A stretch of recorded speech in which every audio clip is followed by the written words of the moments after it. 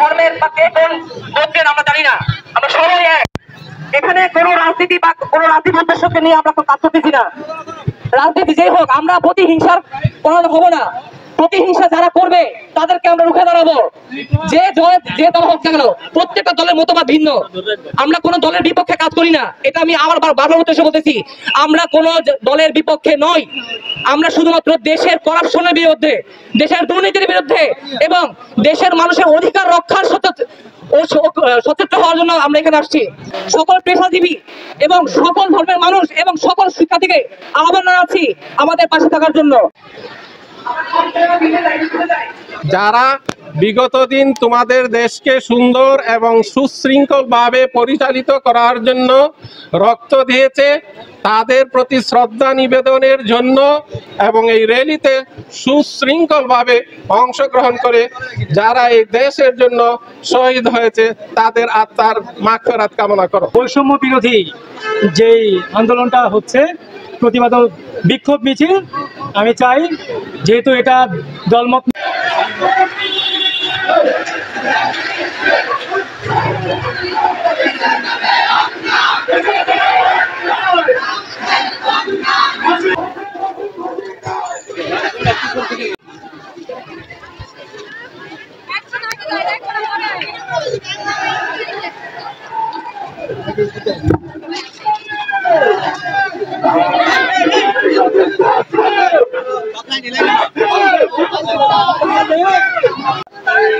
Side দাও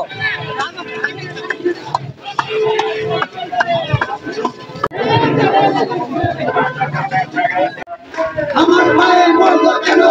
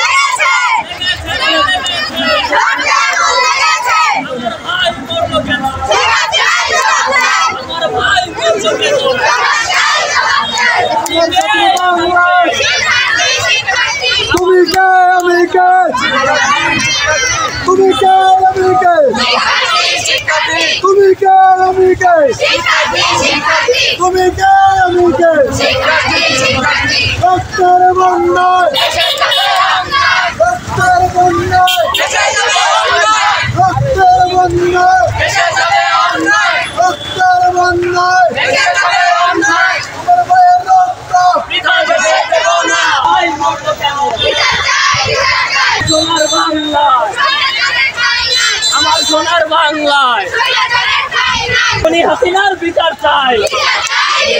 পালাইছে রে পালাইছে পালাইছে রে পালাইছে আমার সোনার বাংলায় জেগেছে রে জেগেছে ছাত্রদের অ্যাকশন, শিক্ষার্থীদের অ্যাকশন।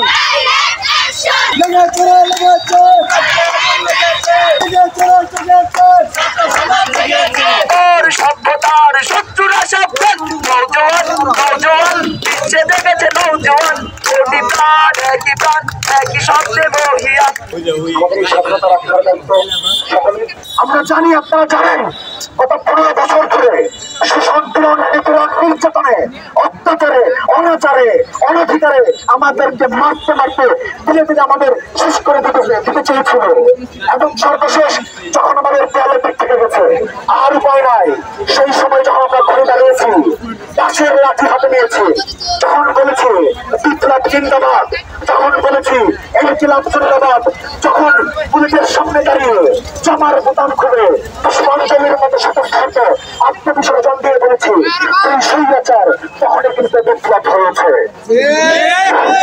আপনারা যেইভাবে স্বৈরাচারকে বলেছেন হাসিনা স্বৈরাচার, তুমি কে আমি কে বলে নাই, রাজাকার রাজাকার বলে নাই, কে বলেছে স্বৈরাচার স্বৈরাচার। সেই স্বৈরাচার পালিয়েছে, কিন্তু তাদের কিশোররা কিন্তু বাংলাদেশে এখনো রয়েছে। তারা কি পাইছেন গত 15 বছর ধরে? নির্যাতন, অপমান, এগুলো ছাড়া আর কিছু কিন্তু আমাদের পাওয়ার নাই। আমাদের বৈষম্যের বিরোধে আমরা যুদ্ধ ঘোষণা করেছি। যেখানে অন্যায় হবে আমরা সেখানে প্রতিরোধ করে তুলবো। যখন দেখতেছি যে আমাদের দেশ আজকে মুক্ত হয়েছে, স্বৈরাচার মুক্ত হয়েছে, তখন আজকে আমাদের রাজপথে এত মানুষের আনন্দ দেখে আমরা সত্যি অভিভূত। আমরা সবাই অনেক কষ্টে দেশটাকে স্বাধীন করেছি। এখন আমাদের উচিত সবাইকে একসাথে কাজ করা। এখন কে সমন্বয় আছে কে সমন্বয় নেই এটা নিয়ে কথা বলার কোনো প্রয়োজন নাই। সমন্বয় মানে কিন্তু লিডার না, সমন্বয়ে যারা ছিল তারা সবাইকে একত্রিত করার চেষ্টা করেছে। যখন আন্দোলন চলছিল তখন সমন্বয়কারী ছিল, তারপরে কি হয়েছে, সবাই মিলে আন্দোলনকারী হয়েছে। এখন আন্দোলন আমরা বিজয় অর্জন করেছি, এখন আমরা দেশ সংস্কারের কাজে নেমেছি। এখন আমরা সবাই কি দেশ সংস্কারকারী। আমাদের দেশের শেয়ার বাজারে লুটপাটকারী, এই দেশের ব্যাংক লুটপাটকারী সালমান এফ রহমান পালিয়েছে, দেখেছেন না? সে কি কাউকে নিয়ে গেছে? ছাত্রলীগের যুবলীগের যারা তার পাঁচাত্তর কাউকে নিয়ে গেছে? যাই নাই। এটা কিন্তু শুধু তার বিচার না, এটা কিন্তু একটা শিক্ষা। আমরা যারা আগামীতে আসবো তাদের জন্য শিক্ষা, যে এখান থেকে শিক্ষা নেন যে ভবিষ্যতে এরকম করলে তারও কিন্তু এরকম অবস্থা হবে। জীবনটাকে উৎসর্গ করে আমাদের এই মহান বিজয় এনে দিয়েছে। এই বিজয় কিন্তু আমাদের মুক্তিযুদ্ধ পরের অবস্থানে বর্তমানে বিরাজ করছে। আর এই অবৈধ টোল প্লাজাটা বন্ধ ঘোষণা করবে। তো আশা করি আপনারা সবাই থাকবেন। আর